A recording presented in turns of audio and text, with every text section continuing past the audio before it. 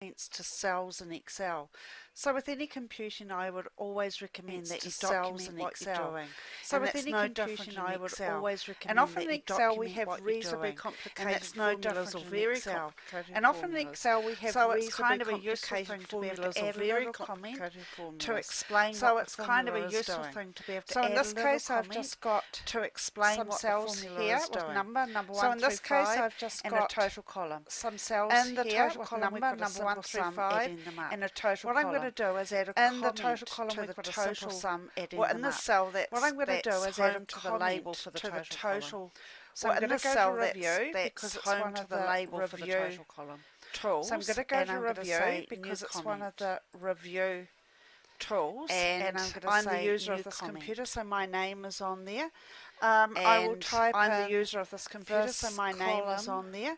I will type in this column formula to calculate the formula to calculate the total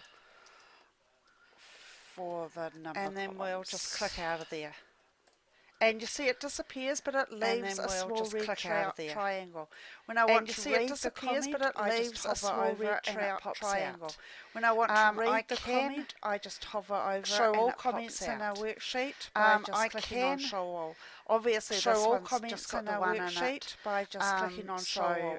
Obviously, this one's just got the one in it. The other thing I want to quickly add is we're just going to add another comment. The other thing I want to quickly add is we're just going to add another comment. Notice it comes up with my name because this is my machine. I could quite easily notice it comes up with my name because this is my machine. I could quite easily change that to be something else, random computer. This function is really useful for when you are sharing spreadsheets is really useful, so it's useful to know who's sharing who's written the comment to enter the comment. So it's useful to know who's written so that's who's written the comment as easy as it is. Go to the review tab, go to the comments area and choose as it is. Go to the review tab, go to the comments area and choose.